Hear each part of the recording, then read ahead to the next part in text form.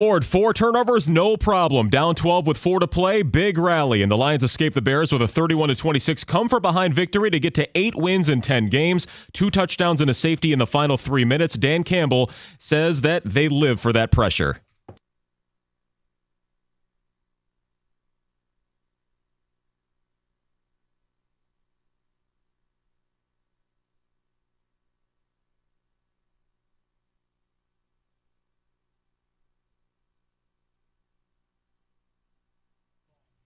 At Game Ball for Hutch, coach called Jared Goff mentally tough for overcoming those 3 picks. Columnist Peter King dubbed him Jared Goff 2.0 in his Football Morning in America feature. There's now just 3 days to wait for the next Lions game, Thanksgiving Day versus the Packers.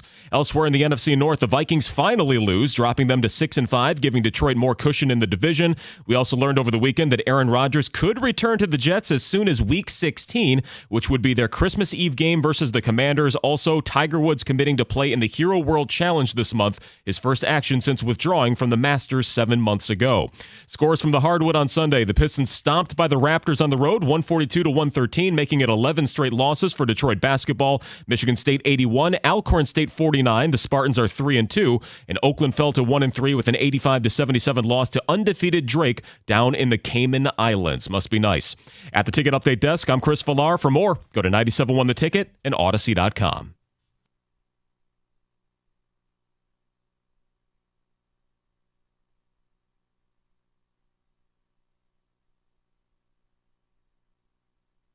Two 248-539-9797. TJ is here. He was on the sideline of an amazing come-from-behind win where the Lions played like crap most of the game, but suddenly they come back, win the game. They're at 8-2 and have a chance after Thanksgiving to be 9-2 at Thanksgiving, which would equal their win total from last year.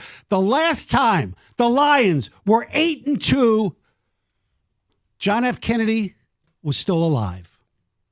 How are you, TJ? Been a while. How you doing? Yes. Been a long time. I was 4. Yeah, how many about negative? minus Yeah. 40.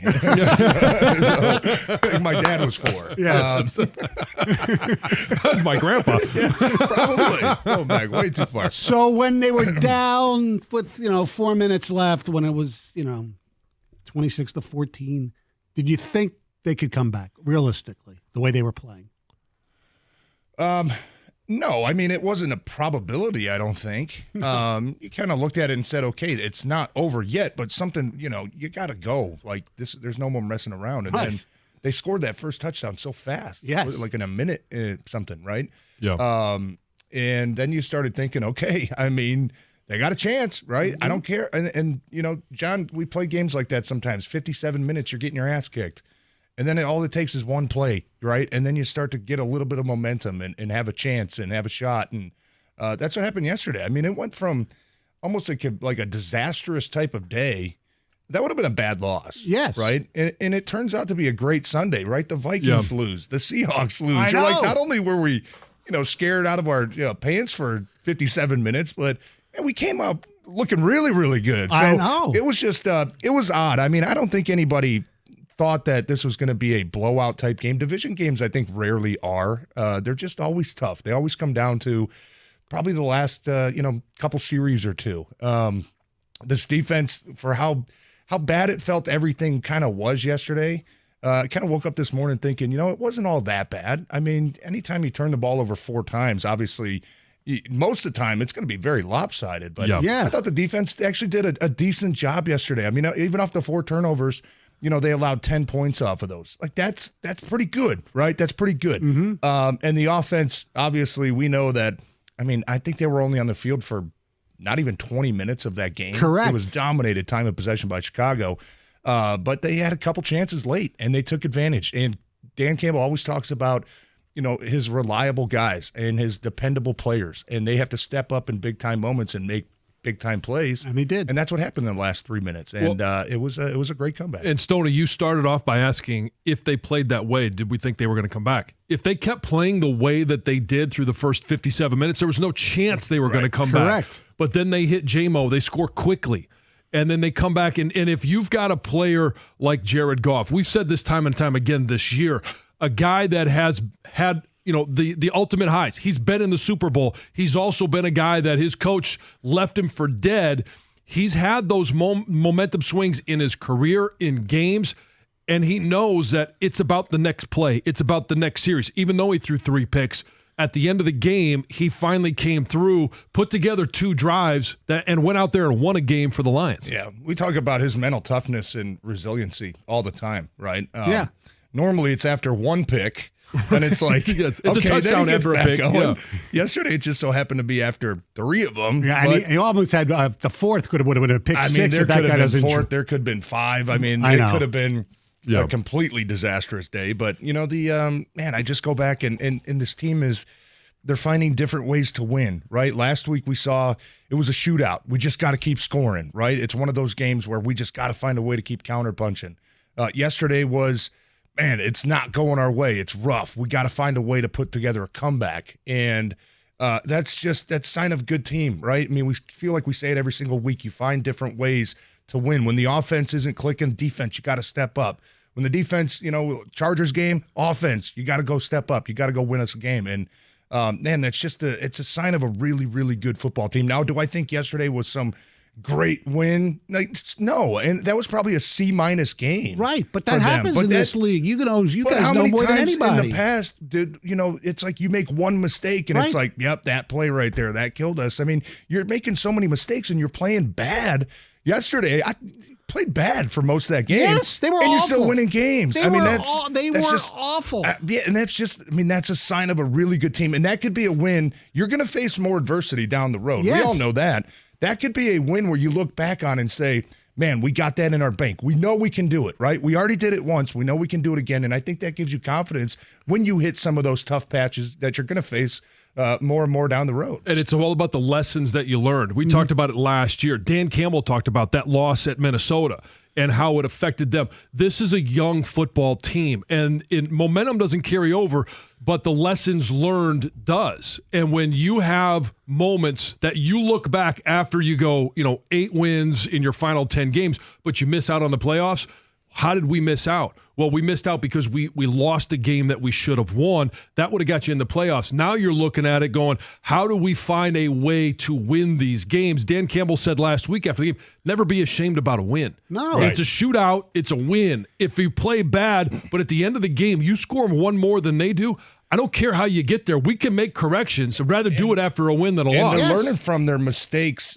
like in the past too. I mean, I got the vibe last week against the Chargers that when it came down to that 4th and 2 late in the game, and it was like you can kick a field goal or be aggressive and go for it, my mind immediately went back to the last time when they played Minnesota last year. Yeah. Because they kicked a field goal in that game. They got conservative. We all know how that came out, that ended. And Dan Campbell beat himself up after that game. He's like, man, I regret that. I hate that I made that play call. The players were all like, I wish I would have told coach we should have gone for it. That, to me, my mind reverted back to that and said, he's learning, man. He remembers how costly that call was in a game last year. Guess what? He gets a chance again this year. He makes the right call. It's all a sign of just kind of the maturation as a head coach, I think, too. And the players, you've been through a lot. You've been through a lot of adversity. There's really nothing that this team hasn't faced yet, and now they're finding out that they can handle it. He called his timeouts wisely. The clock management was terrific. 248-539-9797. I believe they're 16-4 in their last 20 games. I think only the Chiefs equal that or a little better. That's going into tonight. And here's a great stat. Since 1932, no NFL team with a plus 3 turnover margin and 40 minutes time of possession had ever lost that game.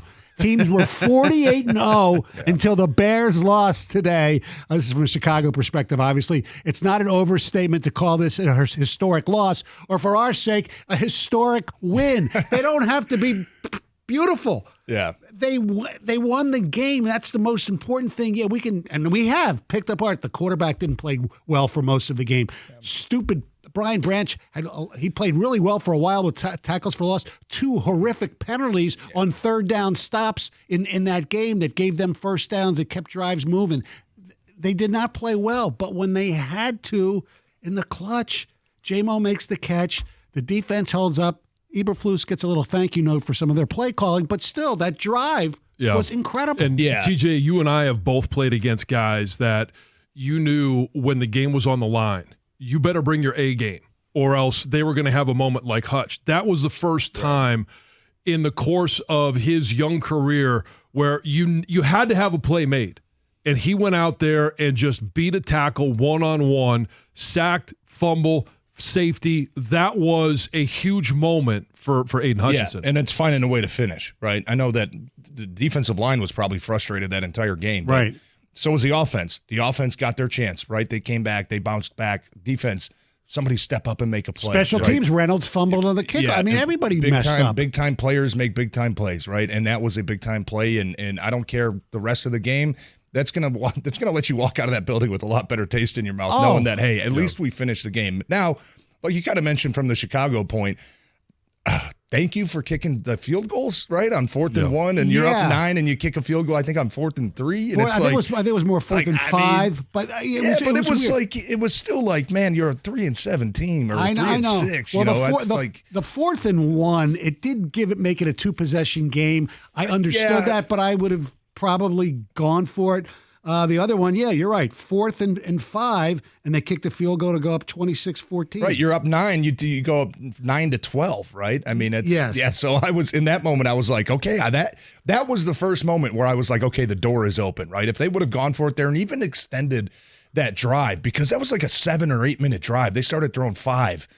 Even if they would have picked up a first down, it would have been like, oh, man, we're not going to have enough time for this comeback. They started the drive with 13 minutes left on the clock, and then the field goal was with 4:20 left. Yeah. So after that field goal, 45 seconds. After that field goal, I was like, okay, we've got a shot, but you've got to go fast. You got to do it the right way, and they did that. I mean, 6 plays, a minute, 10 seconds, whatever it was. Yeah. That was just, I mean, it's a game we'll remember for a long time. And you make the corrections Monday and you figure it out and you find a way to get better. But the bottom line is you got to win. And that's just, man, it's just so different than what we've always talked about in the past with this. We've been the team that everything goes our way and we find a way to mess it up, right? There's a historical stat that never happened in football before. Whatever could go wrong goes wrong, usually for us, man. And it's just like, it feels like you're living right. Right. It feels like you're living right now. We know Stafford had a few comeback wins like the one against Dallas, but I had to go back to 1991, the year that they made the NFC Championship game. They were behind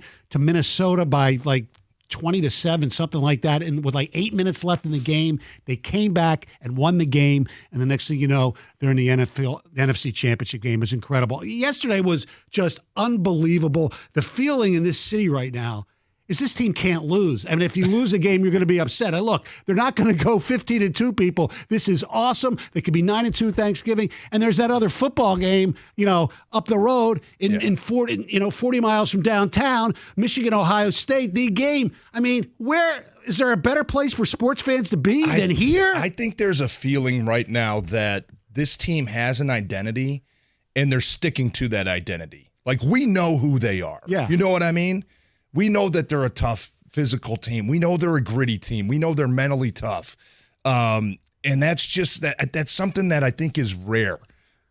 Teams sometimes develop it late in the season. Some teams start with it early and then kind of fade off. Like, this team to me just they represent the city. You know what I mean? And the people love it. And even yesterday, I mean, I didn't really see that many people leaving. Neither did I. The field. I mean, and even after the last couple touchdowns, that place was just rocking, man. After the sack, safety was awesome, but they're just sticking to their identity, and that's something that I admire a lot. Did you like the punt? Yeah, the punt. I mean, he nailed that thing. I didn't see where it landed. It looked like it was going to the upper deck, man. He put a foot in that one. 248-539-9797. Stoney and Jansen with TJ on a Victory Monday. 97 won the ticket.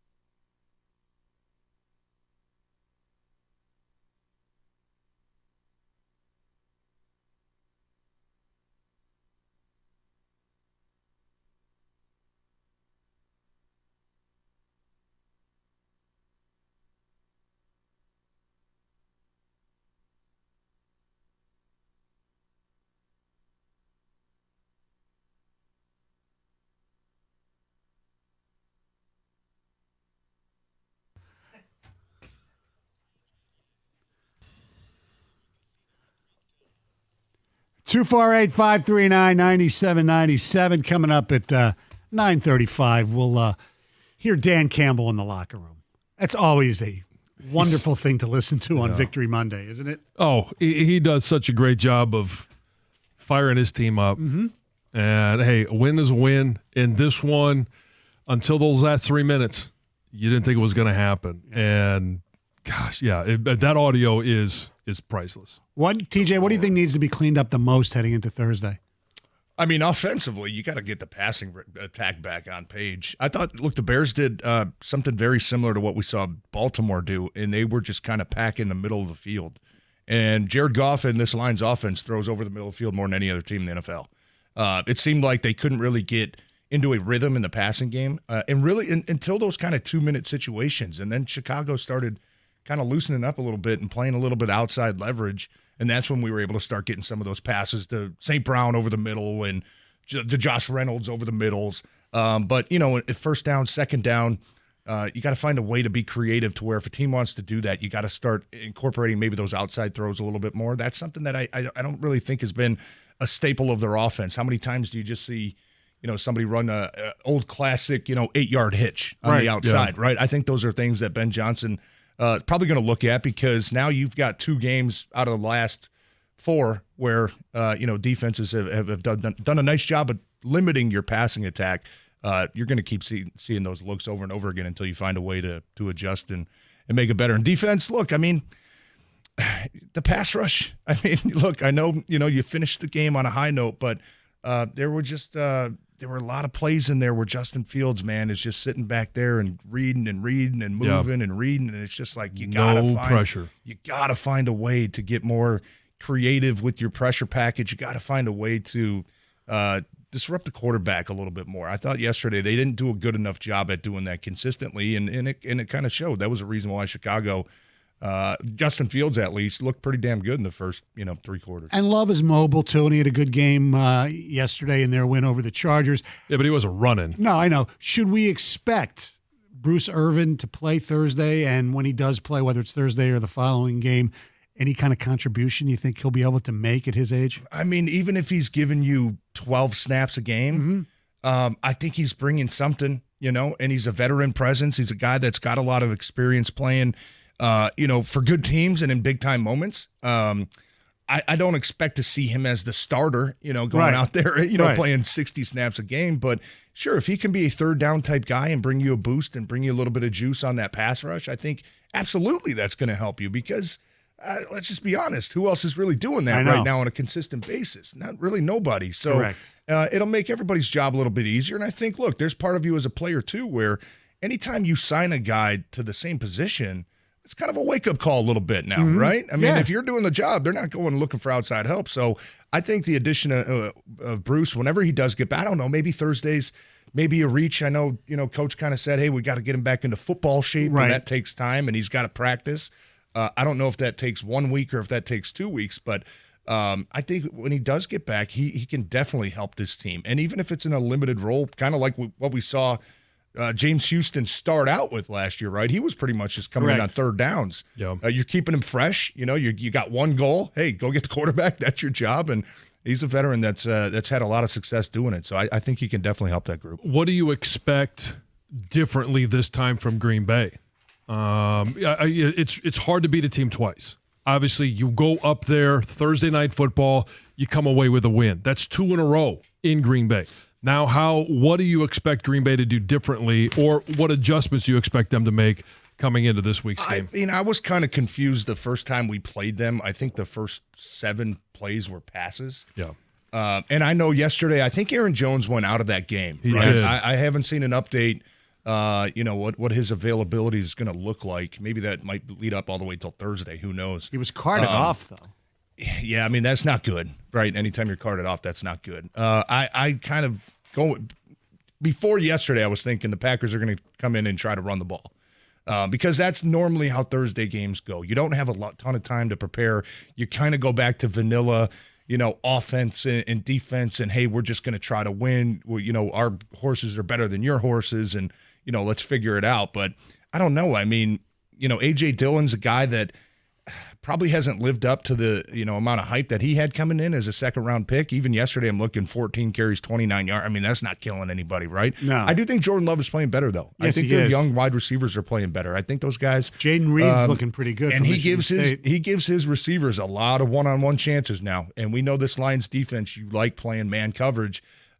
You better be ready. These corners better be ready, because if you go one-on-one, that ball is coming. And, I thought yesterday was a step in the right direction for our defensive backfield, right? Certainly wasn't as many holes as we saw against the Chargers, but I think the Packers have to try to find some sort of creative way to kind of substitute for their run game, whether that's going to be a bunch of quick passes or, hey, look, L.A. had a lot of success running no huddle. Yesterday, Justin Fields ran a couple series where, up-tempo, no huddle. Lions have still kind of struggled with that a little bit. That's probably going to be something that Green Bay looks at. I like to see the Lions do a little no huddle too, because Goff seems to be really good in those situations. Yeah. I mean, and it limits the defense, right? It limits their communication. It limits the play call. You're going to get basically man or cover 2 or cover 3, right? You don't usually see a lot of exotic looks coming out of a no huddle. So I'm with you. I think that's an adjustment that they could definitely make. Maybe come out in the first series and say we're going to go up tempo and kind of throw them off, and we'll see what they got dialed up. I mean, it is a short week though, right? Yes. So you're not going to have really a ton of time to try to implement a whole lot of new things. This is where you got to revert back to your training camp. You have to revert back to the OTAs, because maybe you're going to be running some things that you haven't ran in the last couple months, but you say, hey guys, remember we spent that week in training camp on the no huddle stuff, right? That's going to pop up. We got to be ready for it. Good part is they got a ton of veterans that I think whatever you throw their way, they're going to be able to handle. Let's go to the phones. Duncan in Flint, you're on 97, won the ticket. Yeah, good morning, gentlemen. Good morning, Duncan. Yeah, I wanted to give you the thought of a longtime season ticket holder. After the previous coach's last season when he was fired, a friend of mine who we divide up tickets, we just said enough is enough is enough, so we got rid of them. I was very impressed with what the Lions did when they brought Chris Spielman on board. He was in the room that probably had some input into the hiring of a coach and so forth.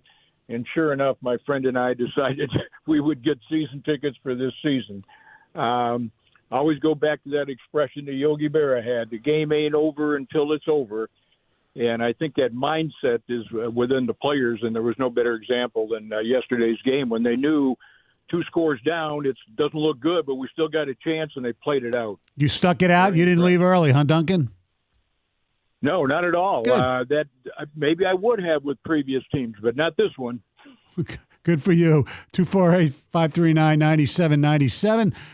Say good morning to Tim in Belleville. You're on with TJ Lang, John, and myself. Hey, guys, we have a dangerous team, okay? And why they're dangerous is because they believe they're never out of a game and they can beat anyone at any time. Okay, are they a great team? Maybe not. But I truly believe this is a dangerous team. They are. That's a great, adjective. They are dangerous. Yeah. And they're not great. You're right. But they're very freaking good. Yeah. A team that could surprise some people, right? Yes. I mean, it happens every year. I mean, who thought a couple years ago, with Cincinnati, right? I know. When their kind of run that they made, everybody was like, Cincy, it's cute, cute story. But, man, they just kept playing good football. And you look at some aspects of this team that are great. I mean, I think the offensive line is championship caliber. Oh, no I think doubt. the run game is championship caliber. No doubt. And, obviously when you have those two things and you can control a game. Now, they didn't get too many opportunities yesterday, I know, because the time of possession, the turnovers, still had some good success running the ball, though. Yes, right? And I that's thought they something gave up on the run a little early. I mean, it didn't really feel like they gave up on it. It just felt like the flow of the game was like, if we're going to keep running the ball, we might run ourselves out of time, And there were a couple play calls there where I was confused. I mean, the first series coming out of half, I think you run right away for 19 yards, and then you go incompletion, and then I think it was an 8-yard run, and then you got 3rd and short, and you're calling it was like a 5-step long developing play, and Jared Goff gets sacked, and it's like, obviously the low hanging fruit is, well, we just run the ball, man. It's 3rd and 2. We just ran for 19 and 8, right? I didn't really like that play call. And then later in the game, on Montez Sweat's sack, I mean, there's I can't remember how much time left, but you're down 2 scores in the fourth quarter, and that's not really the time to be running a ton of play action passes, right, John? I mean, I think the defense is kind of like, okay, I'm not biting on that. Right? They're going to be throwing you got to show it first. Yeah. So, but I think their run game and their offensive line, man, if they keep playing high level of football, you can beat anybody. 248-539-9797 coming up next. We'll hear from Dan Campbell and how the players heard from Dan Campbell after the game. Stoney and Jansen with TJ 97.1 The Ticket.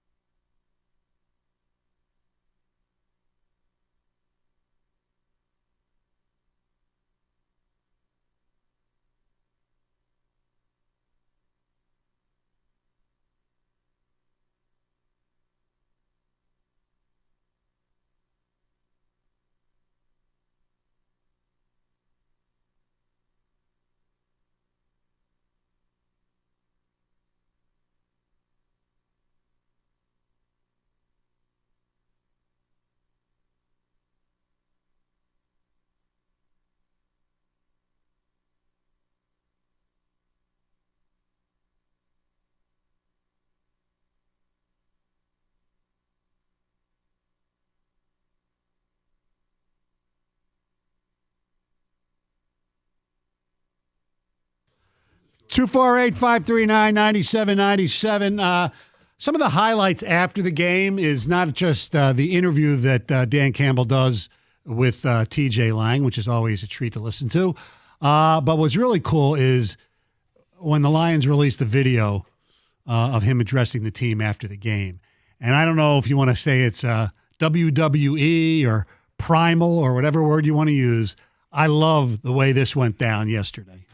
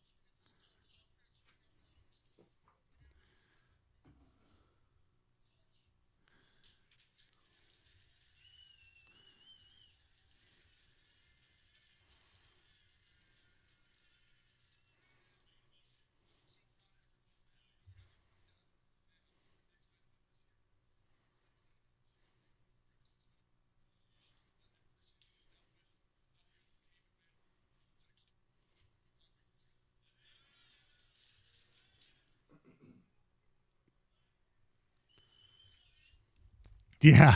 Love that roar to start it. I know. It's like primal scream. It's like a sigh of relief almost, but oh, that's awesome, man. That was awesome.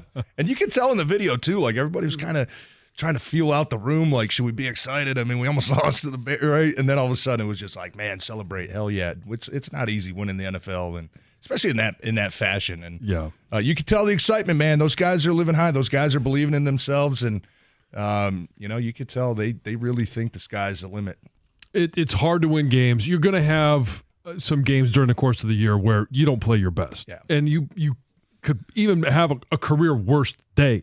But if you could come out of that moment, that day, that game with a win, the sky is the limit, because when you play good, and hopefully you're playing good against better teams, the Bears are not top of the list here in the NFL this year, but if you could play good against the better teams, and possibilities are there. And, sneaking that one out yesterday too, it's like we talk about almost every week where, no, we don't think this team's going to be 15-2, right? You're probably going to have a game again where you stink it up. You're probably going to have a game where maybe you get upset. It kind of felt like yesterday was supposed to be that game. And you find a way to win, it kind of gives you a little bit more leverage for when that game does come, right? Yes. Now, if it comes, let's say, against Minnesota in a couple weeks, it doesn't sting as bad because you found a way to get this one. Or at Soldier Field. I mean, right? Who knows? Right? Who knows? Weird things happen. This team's going to lose another game or two, or maybe three, right? Yeah. But having this game, being able to pull that out, it gives you more of a cushion for when that moment does come. You're going to be able to. You're going to be better off to be able to sustain it, to be able to handle it. You know what's amazing to me? It won't be where the optimum for what everybody wants, but let's say they win on Thursday, they'll be 9-2, 6 games left. They can be 2-4 and still end up 11-6. I mean, that's saying something. If you tell me they're going to win 11, 12 games before the season, I say no. I said 10. That's why these games, man, you look back. And yes, it doesn't. At the end of the season, you rarely look back at the last 2 games. Or 3 games. You look at like the games early in the year. You look at the games in the middle part of the year, and you say, "Man, that was the game. If we could have got that one, man, our season would have been different." Or you look back, and maybe we look back at the Chicago game, in a couple months, and say, "Wow, that was the game that really put us over the top. Gave us a 2-seed gave or us a 1 kickstart seed. or whatever Yeah. it was." Yeah. These are the games that always seem to matter the most when everything's said and done. We have some ticket texts. I still don't understand the Bears' play call on second to last possession. 2 conservative runs and the 1 long pass. That's what gave the Lions a chance to score the go-ahead.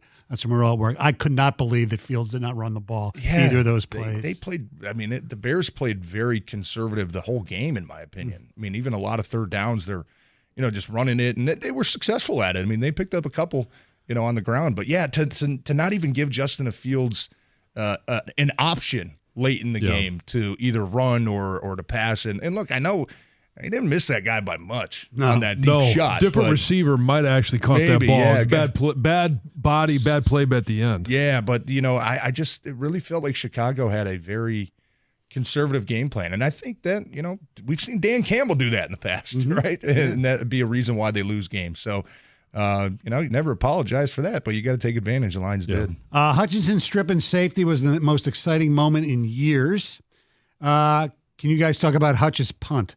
I've watched it about 5 times this morning. He was so excited. It's freaking hilarious. I thought it was funny too. That was funny. good. Yeah. Yeah, that was almost like a frustration. Like I finally got the sack. You know what I Yeah. mean? Like everything just kind of coming out in one moment. And no, that was awesome. That building was rocking, man. There's a couple videos I think the Lions put out too, like kind of the crowd view, and man, that was just sweet. Like I said, man, big. You know, that was the time you needed somebody to step And up. you always talk about it. They always talk about, winning the division. It's so important, okay? Yeah. How about the last 7 division games? All wins. 7-0. Yeah, 7-1. Yeah, the last Yeah, year. last and a one half. was at the one at Minnesota. Eh? Yes. So Thursday make it 8-0. Yeah. Now, TJ, did the Lions fan Katie catch that punt? Ooh, no, I think we're on the other end of the field.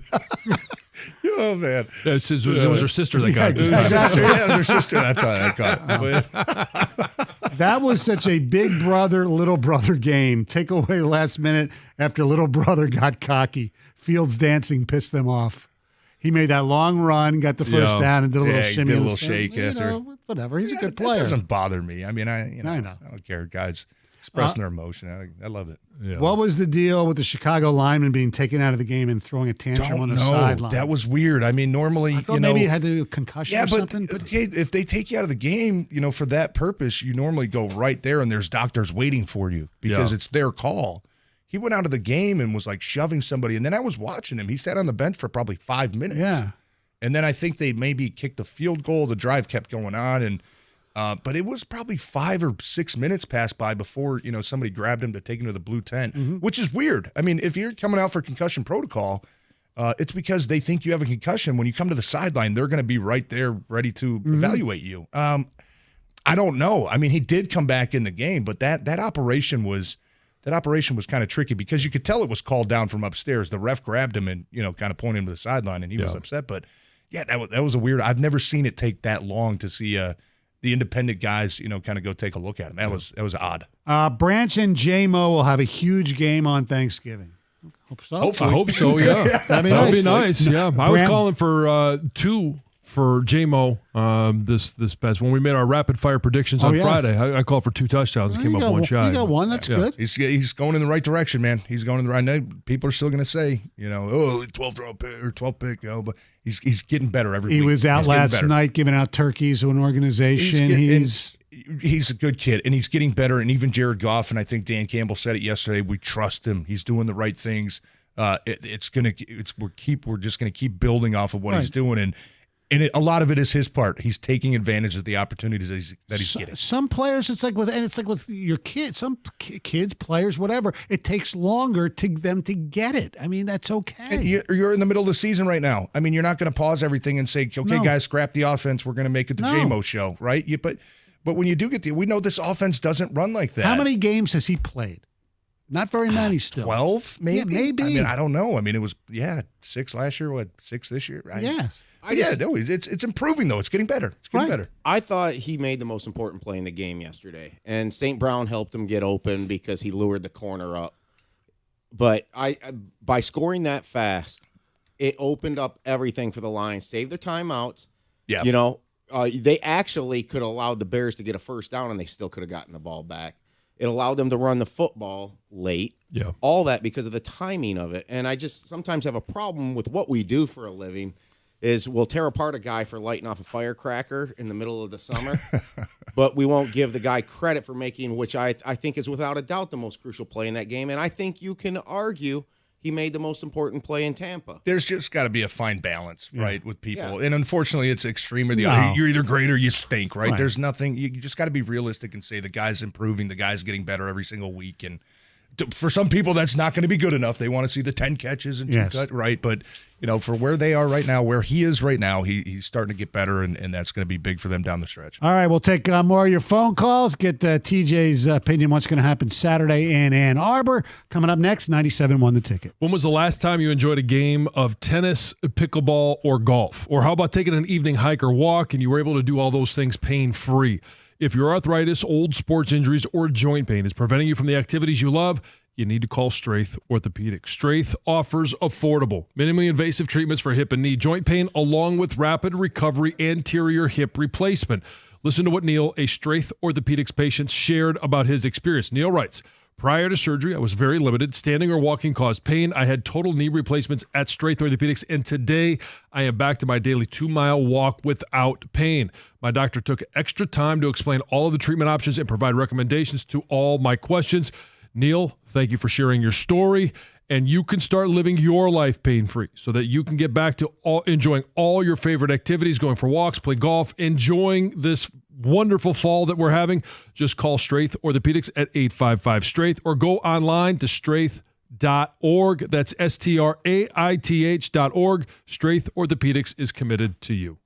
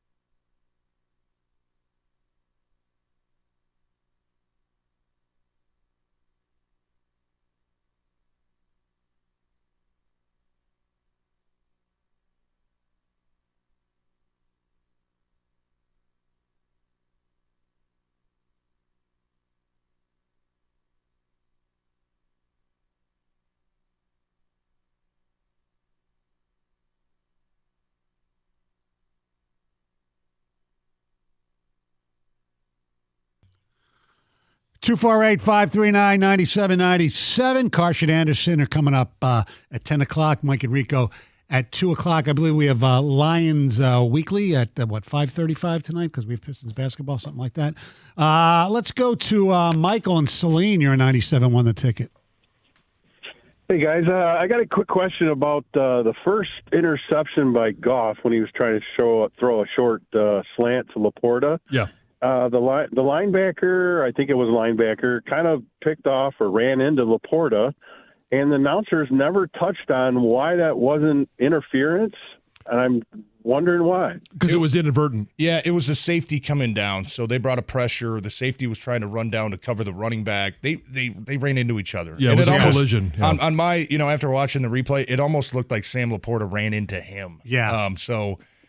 I mean, I think Campbell was kind of questioning it on the sideline during the timeout, but no, I mean, I didn't think it was interference. I thought it was just two guys being in the they same just ran spot into at the each same other. time, Yeah. and sometimes that happens. If you're going to, thanks for the call. If you're going to grade the interceptions, that one really is not his fault because of the collision. The second one was just horrific. The one across the middle that was intended for DPJ. God, I'm trying, like the second and third one are just blending together right now. Right. The third one was seemed like it got tipped a little it did bit, get yeah. tipped. The third one was tipped, but still, even if it wasn't tipped, there was I don't know like where he was three going. guys I don't know where he behind was it. going. If it wasn't tipped, it might have been a pick six. Yeah. Because maybe the guy gets it a little faster and can run Right. instead of kind of diving after Then you had it. the other one that should have been a pick six. Yeah, you had a couple more. I mean, we talked about the one at the one. We talked about the one where, Laporta kind of ran a kind of an in route and he kind of threw it to the outside and it hit the guy right in the chest. Yeah. Yeah, you got away with a couple for sure. And the one where people started booing was when we threw it way over Laporta's head. It was like, what the hell's going on there? Yeah. I think that was the one I was talking about that Yeah. should have been intercepted. All right, Wally in Detroit, what's up?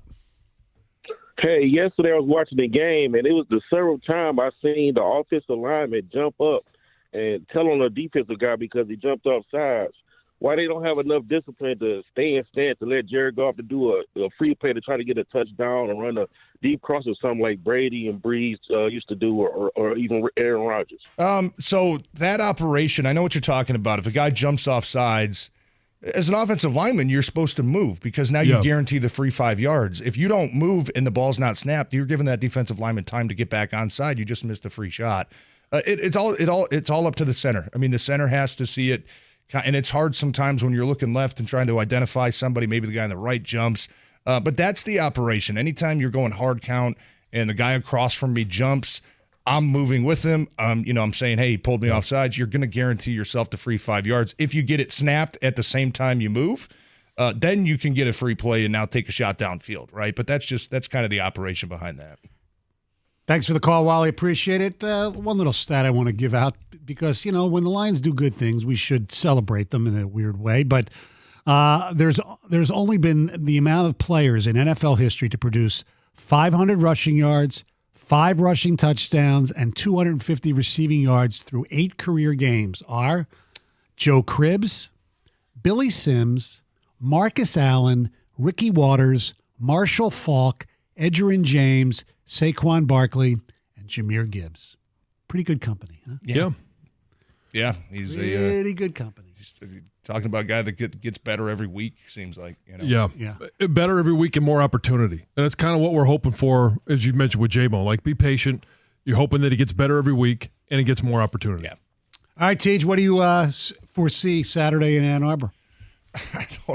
I'm kind of nervous about the same way I was last year. I mean, it really felt like maybe a little bit different. I mean, I don't know, John, we were kind of talking. I didn't feel like that Maryland game was ever in jeopardy, but kind of goes back to, wasn't the Illinois game the same time last year where you need a field goal to win it? It's that game before. Even Urban Meyer was talking on the broadcast, and I think it was 2016.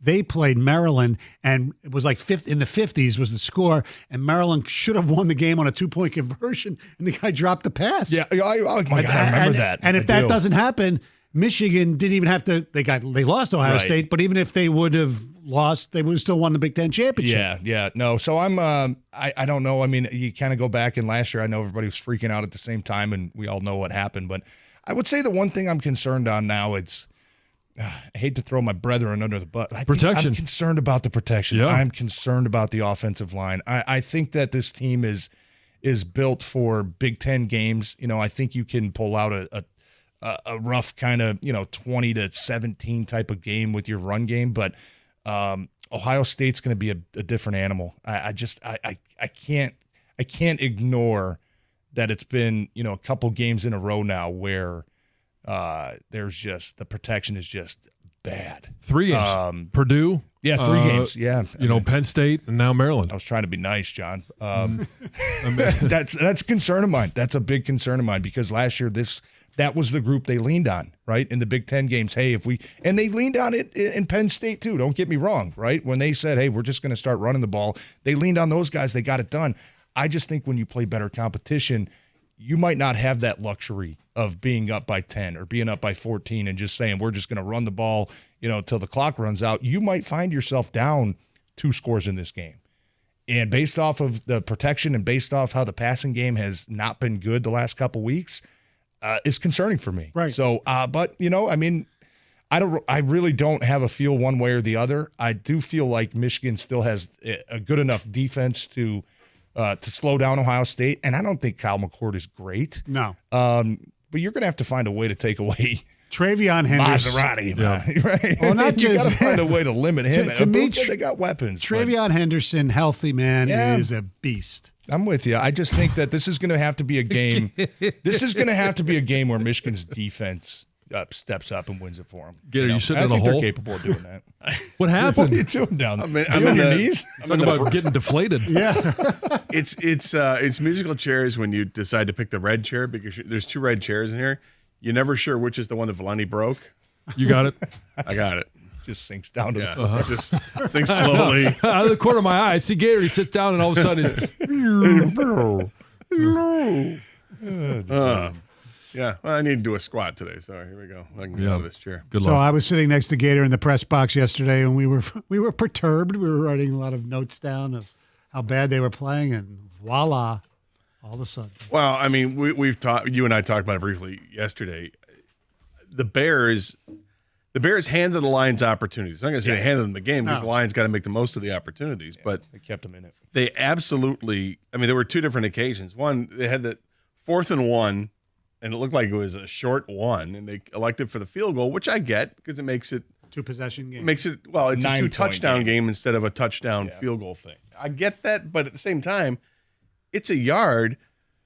Get it.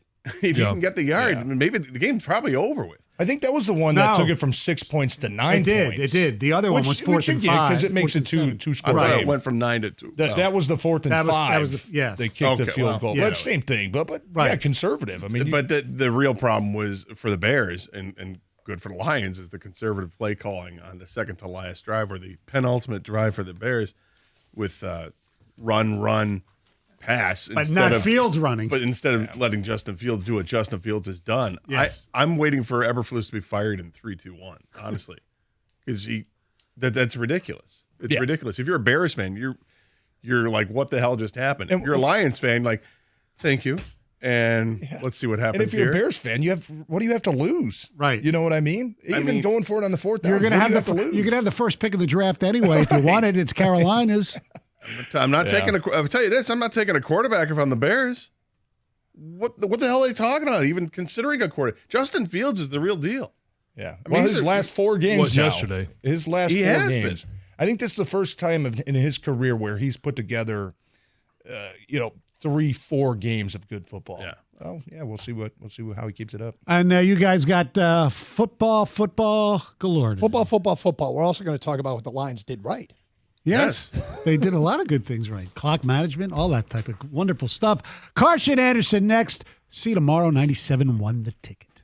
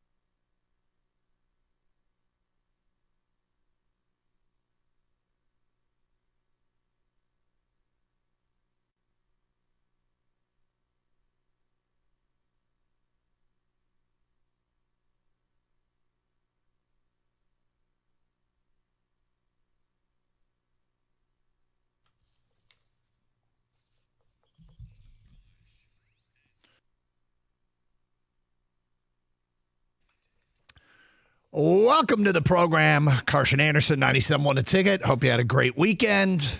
Glad to be with you on a Victory Monday. How about them Detroit Lions? How about them Michigan State Spartans? How about them Michigan Wolverines? 3-0 for the football teams this weekend. How about those Detroit Red? How about those? Anyway. How about the pros? Well, no. No. How about the Lions? Doesn't work. How about the Lions? How about football? How about this week? It's going to be an intense week. And don't want to peak too early. But anyway, Gator, you were there yesterday. Did you enjoy yourself? You end up enjoying it in the end when it's a win. But I tell you, it was a frustrating game for much of it. And I still felt like if they could score quickly, then they really do have a chance. And sure enough, they that pass to Jamison Williams. When they play with a sense of urgency, man, they got down that field in a hurry.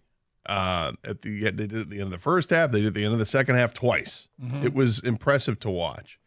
So I was obviously happy with the result. Those that stayed were happy with the result. There were some people that filtered out and missed it. But you don't want to toy around with things like that and leave it to chance, which is kind of what was going on. The Bears just had these opportunities they didn't capitalize on, and give the Lions credit for stepping up. I mean, the 3-and-out was key. And if the Bears want to do something like take their quarterback out of the equation, thank you, and stop the play, because it wasn't like the Bears couldn't run against the Lions. They ran the ball a little bit with the running backs. They could get some yardage, and they got none. I mean, we got 1 yard on those two plays. And then, fortunately, Fields overthrew the receiver on that third play. But the reason he overthrew him is because he had to deliver the ball quickly. There was a rush coming in. He was getting drilled as he threw it. So Lions get the ball back and came right back down the field and had plenty of time to do it. I mean, this was I guess kind of a little bit of a master class there in how to work the clock and how to inspire your team in the last 5 minutes, inside of 5 minutes to go in the game, and you're down by 12 points. Very impressive. Well, there's a lot to unpack even just in that little bit that you just had to say. Look, the Lions got outplayed in all three phases. Offense, defense, and special teams for essentially 56 minutes. and still won the football game. And, I mean, the journey to the top for any team is filled with epic moments. Like, you've got to find ways to win even on days where you don't play well. If you are a good team, if you have a good culture, if you know how to win. It feels weird to say all these things, but it appears that Detroit checks all those boxes. Good team, good culture, knows how to win. Huh? The Detroit Lions?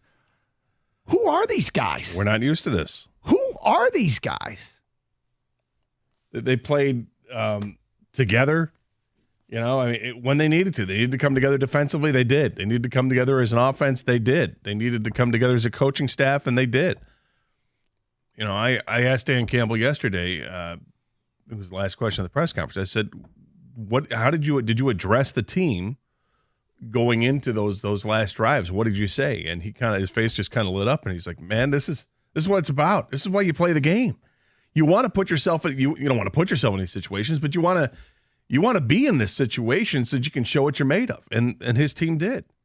This is the embodiment of the coach, and the coach is the embodiment of players. This is a symbiotic relationship. They work so well together. Everybody in the system, the players, the coaching staff, the administration, it's amazing what they're doing. And, okay, yeah, they beat the lowly Bears. Fair enough. But they dug themselves a hole, and they dug themselves out of the hole. They climbed out, and they get the win, and now they're 8-2 on the year, 16-4 in the last 20 games. They won 80% of their games. That's incredible. This isn't some convoluted stat where you're going, in the month of October on alternate, even numbered dates. This is 20 games in a row where they're 16-4. It's home road. It's against good teams. It's against bad teams. It's finding a way to win. And you just got to give them credit. Now, The one thing I will say, Gator, is you keep saying that the Bears, thank you for not putting the ball in Justin Fields' hands. On that last possession, they ran a zone read, and so that's where the quarterback puts the ball in the belly of the running back and makes a decision based upon what the defense does. I want to know how much of that decision the Bears had a chance for Fields, but how much of that was the Lions forcing him to hand it off? They're playing it smart and saying, you've got to hand – we're going to make somebody else beat us. We're going to account for the quarterback in the zone read play. I'm not sure, and maybe it was it could have been part of it. It could have been relayed in by the coach saying, "Look, we're doing the zone read, but you're handing the ball off," or who knows what it could have been. But they had strict running plays for Justin Fields, where he was getting big time yardage, and just for him not to do it, whether it was by coach's instruction or maybe it's his own fault. Like you point out, maybe he just read something else and said, I can't get it. I don't know if it's his own fault. I think the Lions might have said, okay, if they run zone read, we're taking don't collapse on the running back, stay with the quarterback. Now, could he have kept it anyway? But if they did, they ended up getting them both then. Right? They ended up doing what? Well, because if they give him a read that, hey, I can't keep it, I have to hand off, and then that when he hands it off, the guy's crushed at the line of scrimmage. Yes. What they did defensively worked in that. I mean, the Bears, when they had the football back down 20, up 26-21, the Bears ran 3 plays and killed 14 seconds. The Bears' last 2 possessions of the game, they had it for 21 seconds and had -9 yards. I mean, the Lions they didn't do defensively. They did enough, which is all that this defense can probably be expected to do. They won some battles that they had to win, where they limited the damage. But we'll get into all that as the show goes on. 248-539-9797. Mondays mean champ and chump. So get your champ and chump votes in at 248-539-9797. It's Carson Anderson. We've got something like 9 different things to talk about coming out of that game. We got champ and chump. We've got Michigan, Ohio State. Spartans get a win.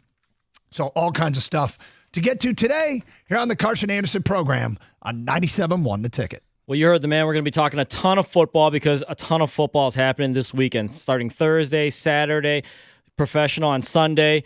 And the listeners right now, they're loving the Playgun Lake Casino and Sportsbook app. It's the only app I recommend right here in Michigan. They've got the odds, they've got the bets, slots, and games too as well. Download the Playgun Lake Casino and Sportsbook app right now, and you can play all your favorite casino games right at your fingertips. The casino and the sportsbook, they're both right in your pocket and go wherever you go in the state of Michigan. Play popular online slots like 88 Fortunes, Cleopatra's Gold, and Wheel of Fortune.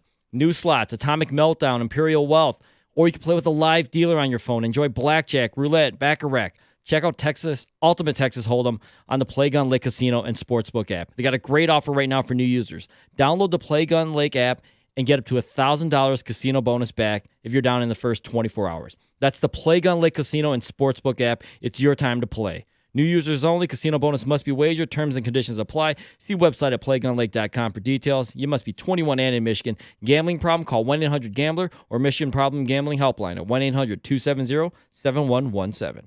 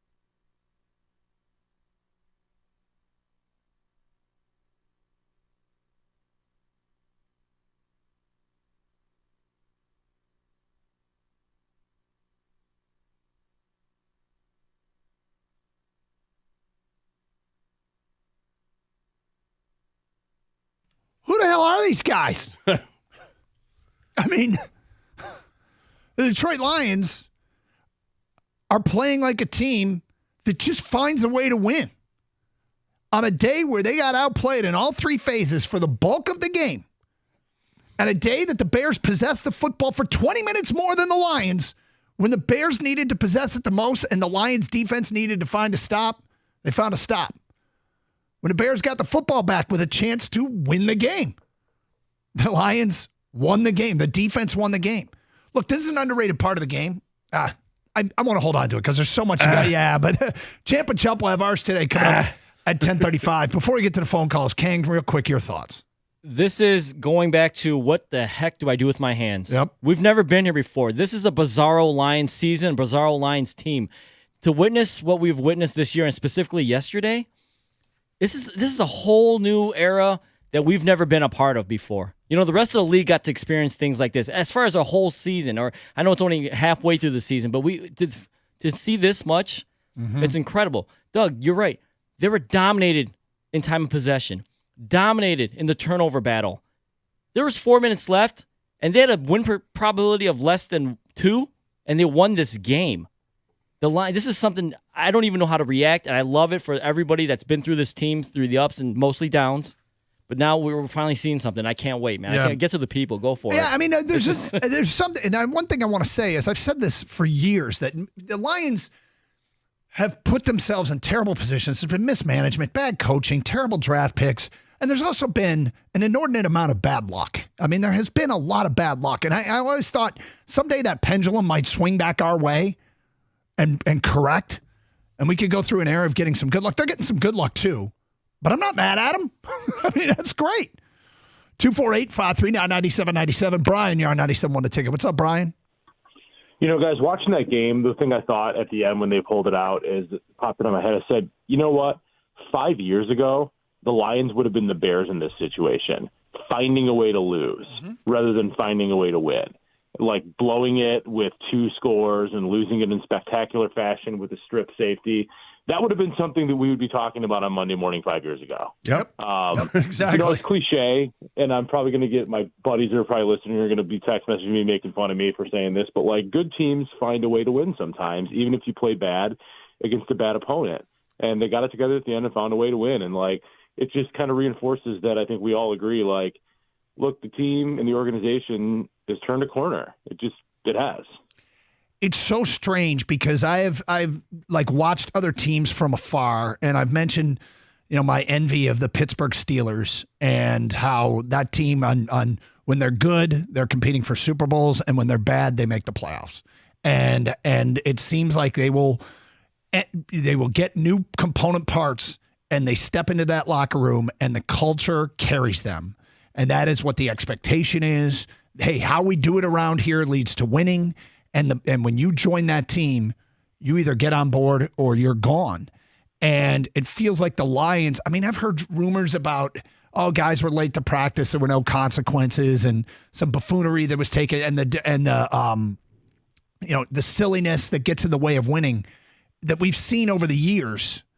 And it feels like for the first time, we have a culture that works for us and not against us.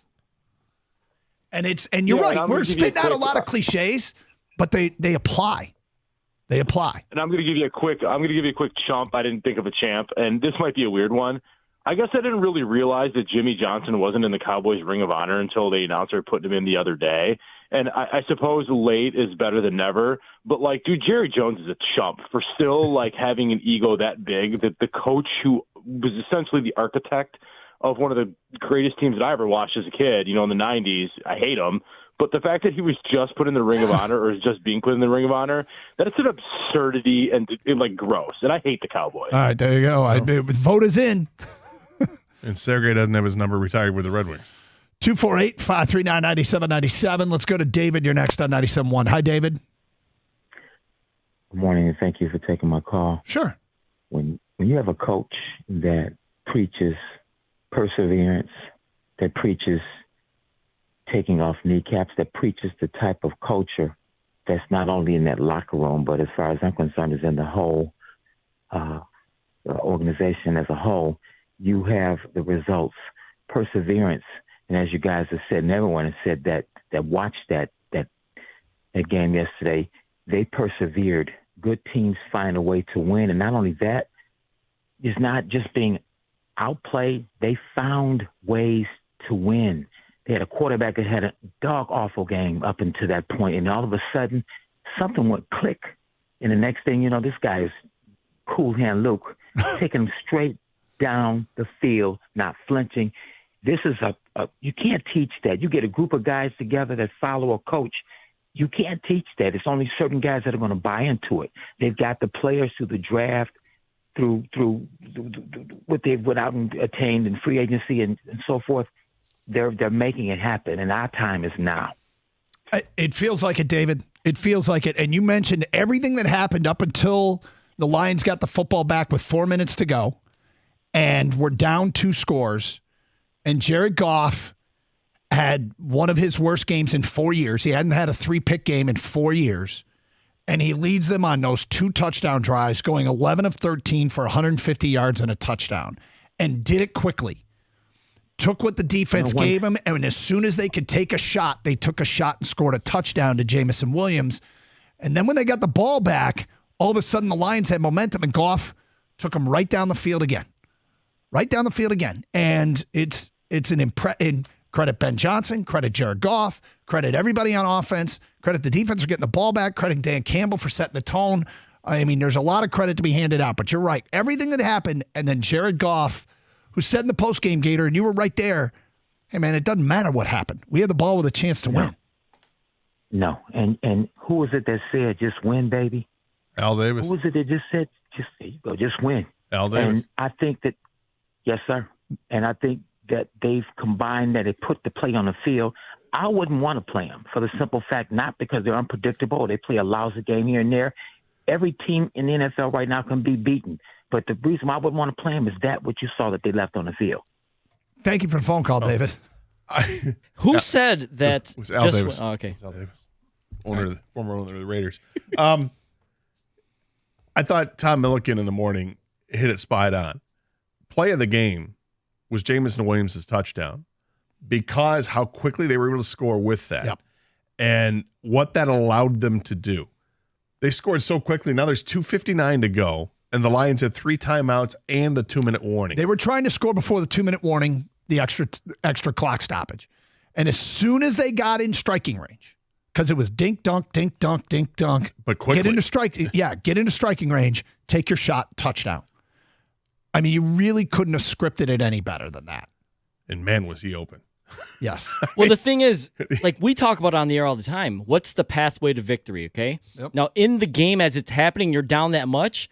Goff said when the Bears kicked the field goal and things like that, he goes, okay, there's our path. You're giving us a shot here to come back and score. We got to score a quick touchdown, get the ball back, and score another one, right? They see this stuff happening, and so that's why this team doesn't give up. They see a path. Give us a path. We're going to take it. Things were going terrible for Goff. Yes. And he didn't affect him, didn't affect what he was going to do next at all.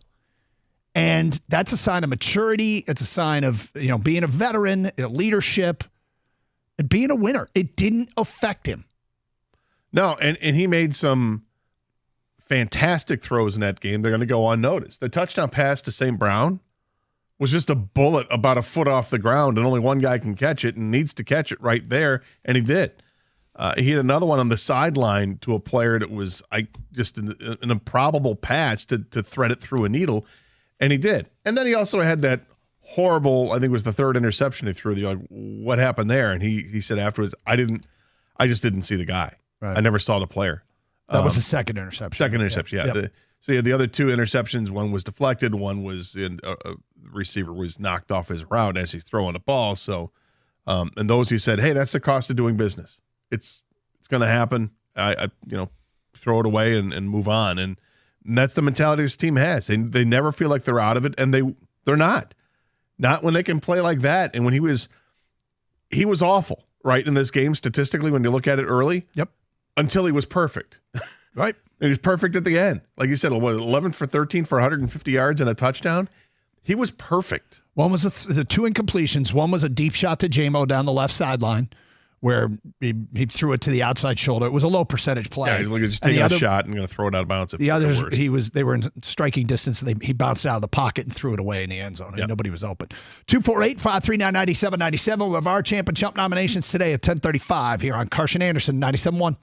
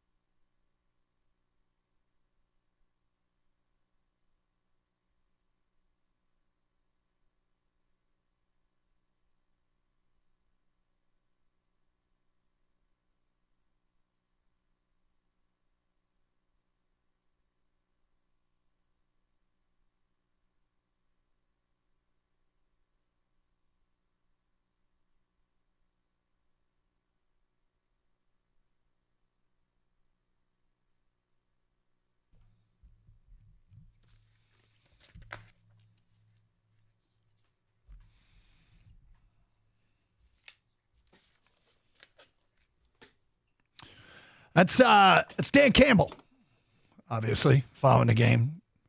The post-game locker room was a great scene. People saw that bouncing around social media. Lions 8-2. They're 8-2, and a classic example of snatching victory from the jaws of defeat, and really overcoming a bad day. And when you're a good football team and you don't play well and still win, it tells you something. Now, they can't keep repeating that performance, and if anybody knows it, it's them. I mean, Goff said as much about how disappointed he was in himself for the bulk of that game, but said he can't sit there and dwell on it. There's some interesting Goff stories starting to emerge, too, about what might be some of the factors that helped get him to where he is today, this second act of his career, which is showing so much promise. 248-539-9797. Let's go to Greg. You're next on 97 The Ticket. Hi, Greg. Hey, guys. Good morning. Following you from Central Florida. Well, thank you. Following my home teams. Nice. Hey, listen, I want to talk a little bit today about the history of Detroit sports, and kind of, I'm an old man, so I've seen a lot of it, but I go back to the 67 Tigers who lost on the last day of the season, and the Pistons who butted heads on the parquet floors of Boston in Game 7, and the Wings losing with Tim Shovelday along the boards in Game 7 against San Jose. And all of those teams went on to greatness. And I'm looking at the Michigan Wolverines, who had a couple great showings, and I look like they're on the cusp of greatness. And now the Lions are here, and I'm wondering if you can tell me where you think it turned. Was it Dan Campbell not losing in order to get a higher draft pick 2 years ago? Was it last year winning in Green Bay? But when did the Lions kind of set the pace for where they are right now? I think when Martha Ford took over the team. Really? Yeah, I really think that, because look what happened when she took over the team. No nonsense approach. I'm getting rid of the GM at the time, and then 9 and 7 wasn't good enough. She said with Jim Caldwell, even though she loved Jim Caldwell. There's a lot to really like about Jim Caldwell, but she made a tough decision. She fired both the GM and the coach. Tried to do something different, bringing in the Patriot guys. Those guys didn't work, and then what happened? Then she ceded the team to Sheila Hamp, and she's like, that's not good enough. Let's get rid of these guys, and let's try something else, and we're going to try it a different way altogether. And that put everything in place. Talking to Chris Spielman, talking to others that know. They hired the coach before the GM, which was strange, we thought at the time, and now we're looking back on it and goes, I guess it makes sense because they're all of the same like mind and the same focus, and this is where they're at. Interesting question. That your answer's pretty good for hearing it for the first time, because I feel like we just got asked a kind of a one of those questions. It takes a lot of thought, and I don't think that fast. But, I mean, my gut instinct is the Campbell and Holmes hires changed everything. You went back a little bit further than that, and I understand why. But it's a great question. It's a great question because they are doing the exact opposite. Right now, the Detroit Lions are the opposite of what the bulk of my lifetime they have been. And it's not a fluke. It's not a fluke. So what was the moment it all started to change? And you might be right. It might have been with Martha's ownership. 248-539-9797. Let's get to our Champ and Chump nominations. Gator, my champ of the weekend. I'm going to kind of break our own rules here, but I'm going to go with Blake Corum and Jamison Williams. Both had good games. Blake handed out 600 turkeys to needy families with NIL money yesterday, and Jamison Williams was a part of handing out turkeys and signed footballs for families on the west side of Detroit with the Family Assistance for Renaissance Men. I think both of those guys, good weekends on the field and tremendous gestures off the field, my champs of the weekend. Yeah, I'm glad you mentioned that because you want to hear good news about people, and Jamo Part in particular. I retweeted that out yesterday when I saw that because I think he just gets a raw deal by some fans here for some silly reasons, and here's a great thing he did after the game, and he should be noticed for it.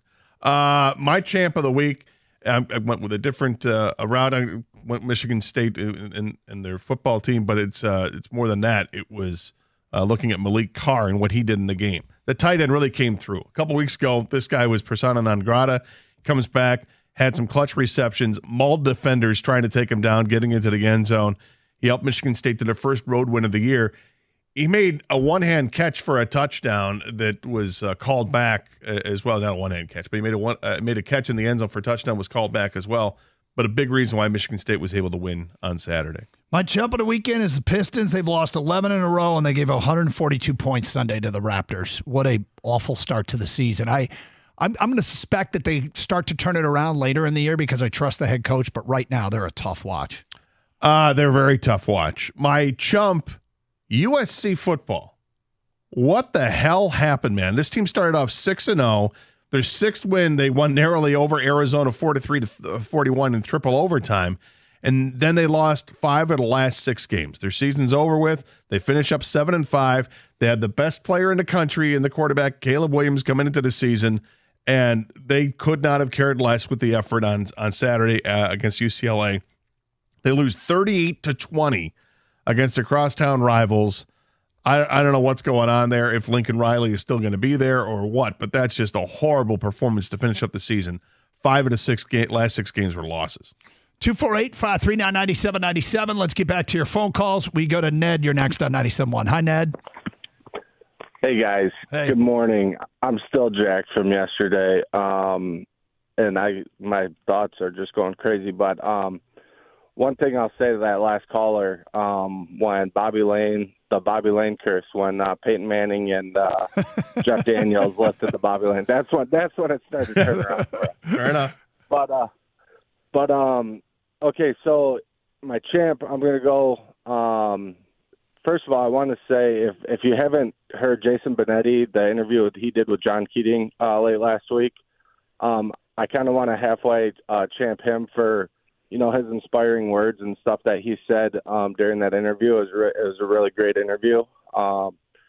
Secondly, I want to champ the defense because I was at the game yesterday. I'm sitting there. I'm getting like mad, like kicking a hornet's nest, mad at turnover after turnover.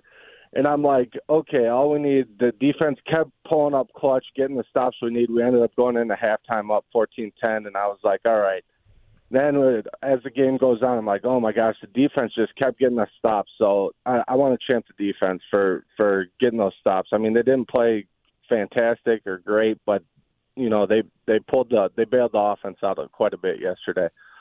And then my chump, I want to chump Eberflus for his game calling. And like Gator, you said it right at the start of the show. I don't know how he even has a job right now because his play calling, I don't know if he was the one or if it was the offensive coordinator calling those plays, but it was predictable. I'm sitting there thinking, all right, all we got, if they're going to just keep trying to run the ball up the gut, stack the line, that's what they did. Got us the ball back, touchdown. It was crazy. Literally, I've never seen. I thought they did a pretty good job of calling the game up until the last 5 minutes or last 8 minutes of the game, and then I don't know what they were doing, but I'm glad they did because it gave the Lions that opportunity, and the Lions made most of the opportunities. Brandon is next on 97.1 The Ticket. Hi, Brandon. What's up, guys? How's it going? All right, Brandon. So one of the previous callers talked about how the way we're winning games now is how we used to lose games. Like last week, we have a great game going to overtime. We would probably lose that game. We have a great game we come back this week, and then something would happen, like we get a penalty and lose 10 seconds and the clock would run out. But this year, it's the opposite. Like, we're doing opposite of what we used to do. We're winning games that we are coming back. We're winning games that we wouldn't have won in the past. So it is a different feeling, not just the culture, but just the overall feeling in general. Yeah. I mean, absolutely. This team has done unto others what they have done unto themselves for years. Without question. So I wanted to do my champ and chop also. My champ is Sanders still. Mikey was killing it this weekend. There's a few times we went 3 and out, and then we got the ball right back because he had an interception. I know he didn't get that pick 6 because his elbow was down or his knee, but, I mean, he was like the heart of the Michigan team this weekend. He had a very good game. And then my trump is Staley for the Chargers because not only did they lose another one-score game, but I think he got into it with one of the reporters because they called him out and he was trying to defend himself, and he says he's not going to change anything. Yeah, they were asking about his confidence. He's like, I will always remain confident or something like that. 248-539-9797. We'll get more into the week of college football a little bit later in the show. But, of course, we have open lines, so anything on your mind, fair game. We'll get back to your phone calls. Gator Goff wasn't the only one having a bad day. It turned it around. We'll touch on that at 11:02 here on 97.1 The Ticket. Hey, coming up tonight, big football game, and it matters to us. Philly, Kansas City, a rematch of last year's big game. And this is where you need to watch it. Twin Peaks. Now, you hear me talk about Twin Peaks a lot, but it's hard not to. In terms of being a sports bar, no one can touch them, but compared to other restaurants, they deserve your time. And that's because they don't serve up bar food. It's an elevated experience, and it's impressive. They actually have a scratch kitchen. Their team is in there every day at 7 a.m. preparing the food all day for you to enjoy. It's not heat and serve. They smoke their own ribs, brisket, chicken wings, and thighs. They cut their own New York strips. They craft their own meatballs. They hand cut their chicken tenders and boneless wings. Make all of that. They make all of their own salad dressings on top of that. They even hand make their croutons. That's how much time and effort they put into their food. And then, of course, there's the bar. They got the bourbon list that you don't see everywhere else. They got the high-end favorites like Orphan Barrel, Jefferson's Reserve, and Blanton's. High-end tequilas as well, like Don Julio, 1942. And you should know they now pour their draft beer at 29 degrees. That's my favorite thing. Pair all that with wall-to-wall TVs, the beautiful Twin Peaks girls in the state, and you're all set. Monster game tonight. Why go anywhere else? And don't forget the late-night happy hour. So if that game runs late, which it typically does, you could take advantage of their late-night specials, Monday through Thursday, and there's football Monday and Thursdays. It's Carson Anderson. Happy to go there whenever we can. And I'll be there again soon. Twin Peaks, find a location nearest you. Go to twinpeaksrestaurant.com.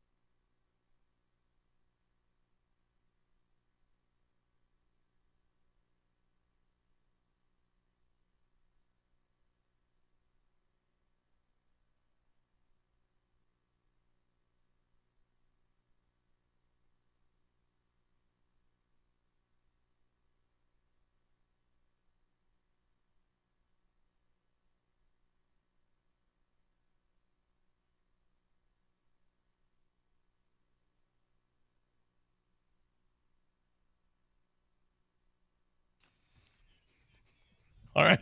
Slow down.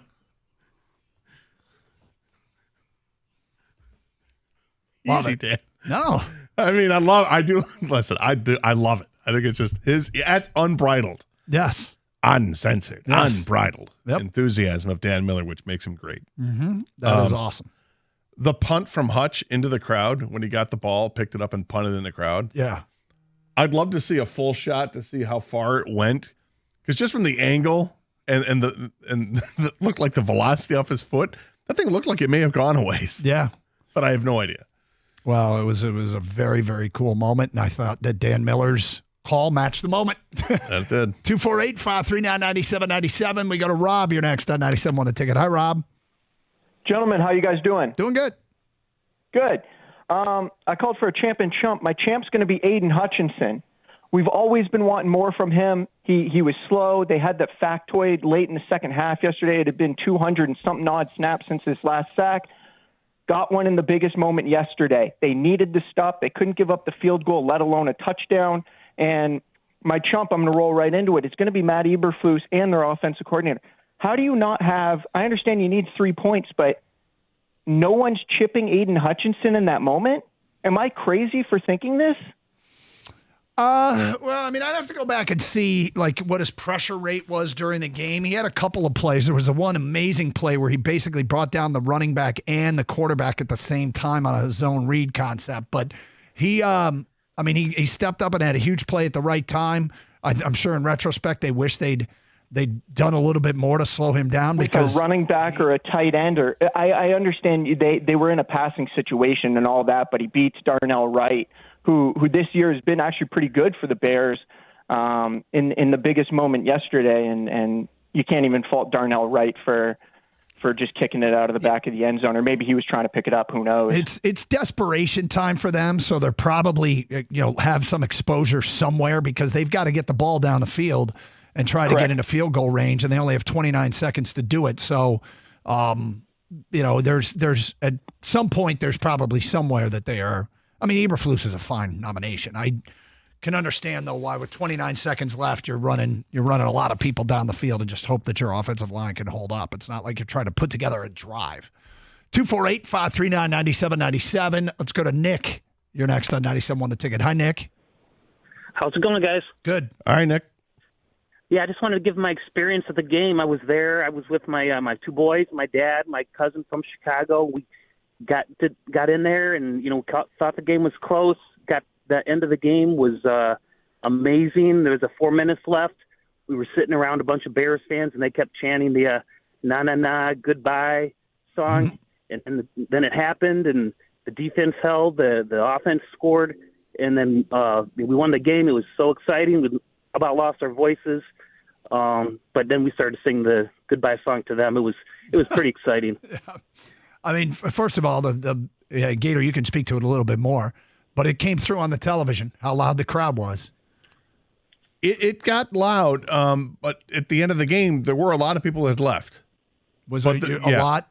I thought that there were quite a few people that had left by the end of the game. However, there was, they did cause a couple of delay of games, without question. I think there were 2 delay of game calls against the Bears, and I would attribute that to the crowd that was there. Well, I think they were, at the time when they got the second one, it was maybe a lighter crowd, but it was still pretty good. Hey, thanks for sharing, Nick. Glad you had a great day with your family. 248-539-9797. Juan and Flint. What's up, Juan? Hey, how you guys doing, man? Love the show. Thanks, sir. You guys get me through half my work day. Great. Champ and chump. Champ Detroit Lions. Chump Detroit Lions. I'm going to give you the champ first. All right. Everybody knows the champ, Great job, comeback win. That's what great teams do, man, like you were saying earlier. Chicago played, 3.5 quarters of great football. Detroit played, 7-8 minutes. So get them the champ. Chump, I'm watching the game, and I see Fields. He starts celebrating, doing all that. So I'm so mad. I'm like, oh. So I stopped watching the game. Started playing my Xbox. Oh, no.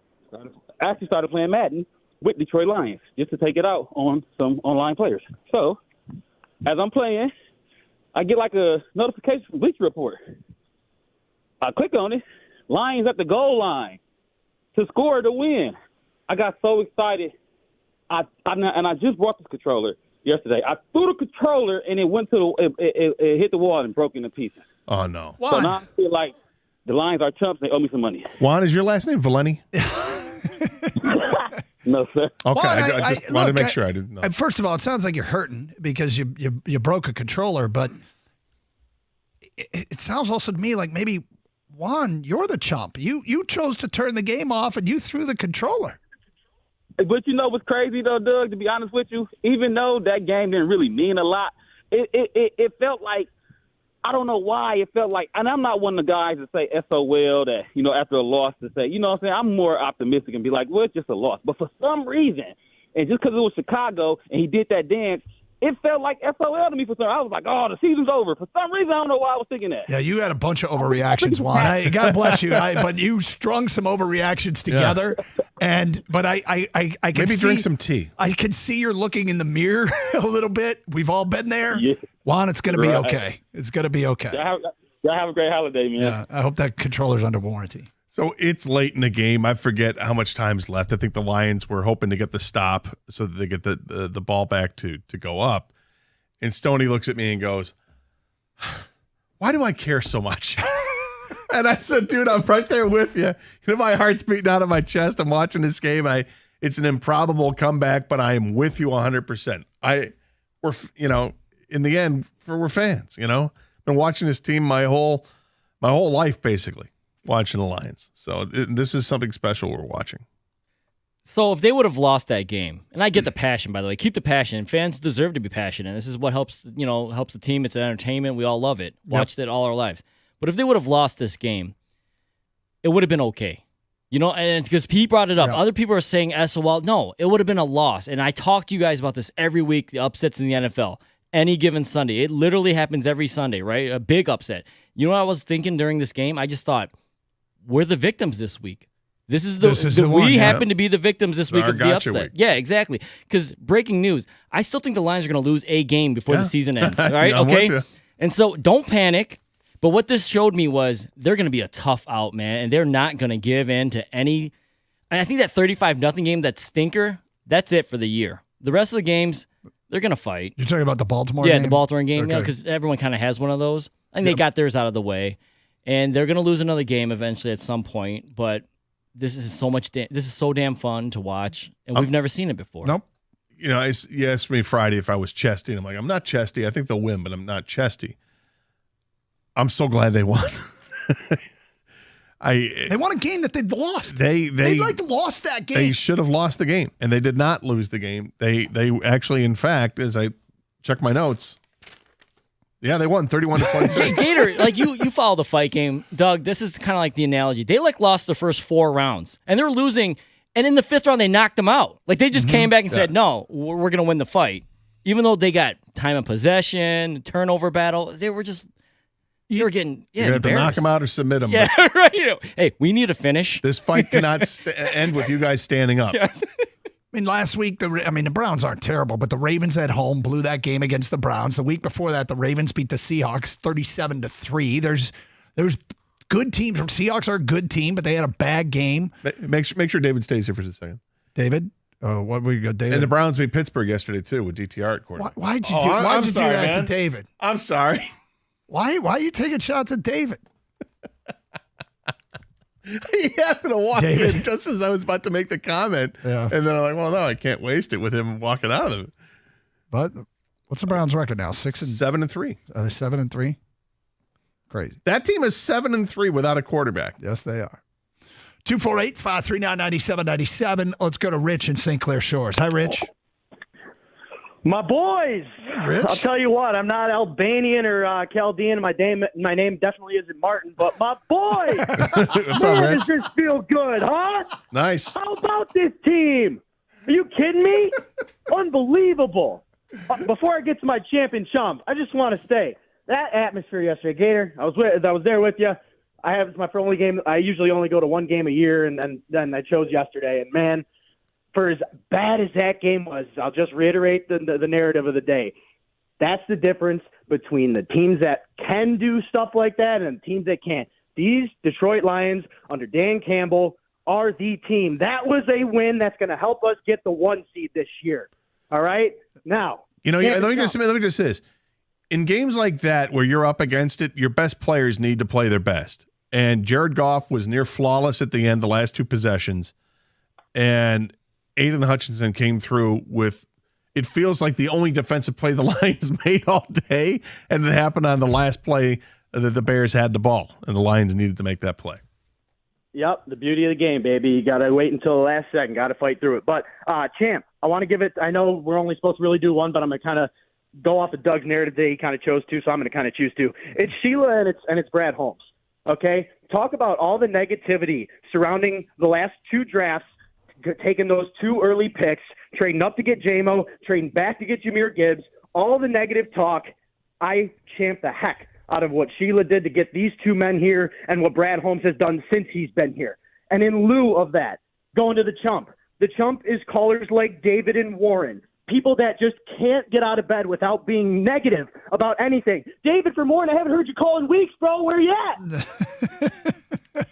Go Lions, baby. I love you guys. Listen to you every day, all day long. Have been for years. Keep it up, fellas. Thank you, Rich. Appreciate it. David, we don't need the dog I don't want do we? Yeah, I don't need any David slander. We love David. 248-539-9797. All right, so Goff, bad day, bounce back. Wasn't the only one. We'll get to that at 11:02. 97.1, the ticket.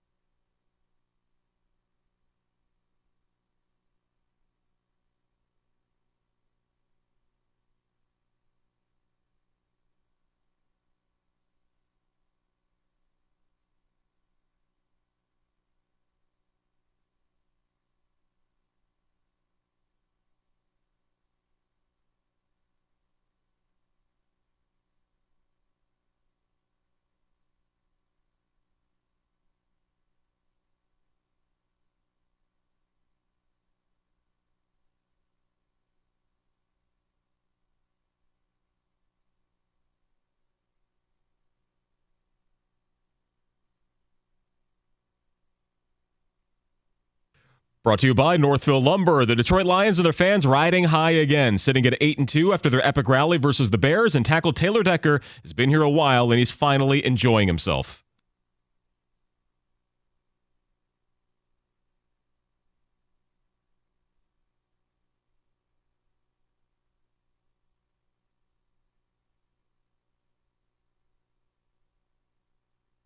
And Detroit hasn't had a record this good since the 1960s, and they could end up tied atop the NFL standings depending on tonight. The Eagles and the Chiefs will play at Arrowhead. There would be a three-way tie for best record if KC were to take down Philly. It's that time, the week for the game between Ohio State and Michigan. Both made it through 11 games unscathed and will now battle for a trip to the Big Ten Championship. Interim game day coach Sharon Moore says that it has not sunk in yet that he'll be the acting coach for an OSU game coming up on Saturday. And it won't get any easier for the Pistons tonight, trying to avoid a 12th straight loss, but they'll have to find a way to beat the world champion Nuggets, who come to town off of their own loss from yesterday. Mark and Rick's call will be right here on 97.1 at 7 o'clock from the LCA. I'll have your pregame at 6:35. At the Ticket Update Desk, I'm Chris Villar. For more, go to 97.1 The Ticket and Odyssey.com.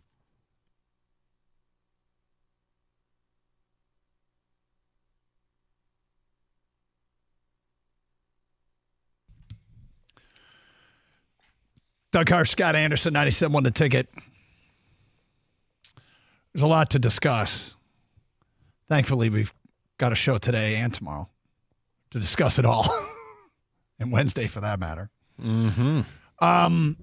But a lot of reaction coming in clearly to yesterday's game. But open lines, 248-539-9797. You want to get into probably the biggest stories for college teams. There's the Michigan off-the-field stuff. There's the Ohio State game coming up this week. Michigan State got a win, and their coaching search continues. Champ and chump, all that. You're welcome. But, Gator, I said we get to this.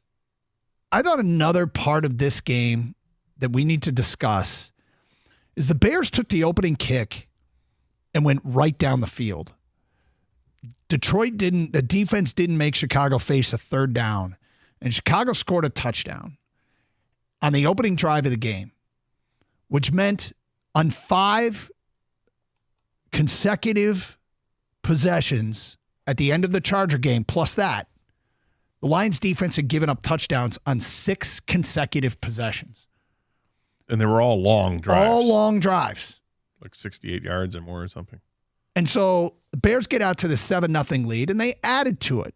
But in the second half of that game, the first 4 Bear possessions, they drove into the scoring area, the scoring zone. They didn't make the red zone. But they scored 1 touchdown, but were forced to kick 3 field goals. When the Lions offense was imploding and shooting themselves in the foot, the defense did enough, okay? And I think that's kind of the story of what this team's going to be. We'd all love to see the defense get better and be better. But after giving up touchdown drives, 6 consecutive possessions, they turned it around. They didn't have a great day, but they did enough. And really forcing the field goal attempts in the third and fourth quarter is what kept this game within striking distance. And I think they deserve some credit today on a day they didn't have a great day either overall, but they did enough. And look, the offense is going to carry the day, which I personally think is good, because I don't think defense wins championships is a true statement anymore in the NFL. It's typically the best offenses that are battling it out to the end, and the Lions seem to have one of those. And then what we ask of the defense is to just do enough. Be competent. Yep. And the way that game started, I was like, wow, are they ever going to get a stop ever again? I mean, and they got enough. They did enough. Well, the Bears scored their first possession, and then a touchdown on that first possession, and then Lions did show up defensively. There were players that made some plays, and you're like, okay, this is what I like to see. I mean, at one point I wrote down Brian Branch is having a game. He had 2 or 3 tackles for loss, had a pass defended. He got called for a penalty I thought was a BS penalty, and then he got called for a penalty that was legit. But he was having a game. It was nice to see. Brian Branch, because remember, it was early last week, somebody called up and said, where's Brian Branch been? What's he doing? Well, there he was yesterday, front and center, making plays behind the line of scrimmage. He had a TFL that he was shot out of a cannon off the edge and almost beat the hand. Like he almost got there before the handoff was made. And he had a pass breakup that he almost had an interception where his closing speed. Yeah. Like that guy in short. You know what I don't think matters with him is 40-yard dash time, although I don't think it was slow. It's 4-yard dash time. When he accelerates to the football, Brian Branch is a finisher, man. Yeah, he did not have a good 40-yard dash time, but it doesn't matter because he's a football player. He knows how to play the game. He's got instincts. And I'll take that guy over just the guy that's all flash with the speed because this guy knows how to play. And Nick Saban loved him at Alabama. There's a reason he loved them at Alabama. We're starting to see it here as he's playing with the Lions. But, he wasn't alone. Other players flashed. Anzalone had a huge game when he had, 15 tackles, 11 solo tackles. Hutchinson makes the monster play at the end of the game. The Lions only ended up with 2 sacks in the game. And there wasn't a ton of pressure, but there was enough. At the right times, there was enough where Fields had to throw the ball earlier than he wanted to. The plays you got nervous about were when Fields decided he was going to move out of the pocket, and then he just had space to run, and he burned the Lions quite a bit with that, and that has to get figured out. And I thought that they kind of figured it out for a little bit. Like the middle part of the game looked like they had figured that out, and then they get loose with it a little bit later on. But they got another shot against Justin Fields in a couple weeks. You look at the rest of the quarterbacks they play the rest of the season, they're all pretty mobile, with one exception being New Orleans. But, Jordan Love is mobile. I'm not saying – if Campbell was in front of him, Anzalone, whoever, you have to win that one-on-one battle.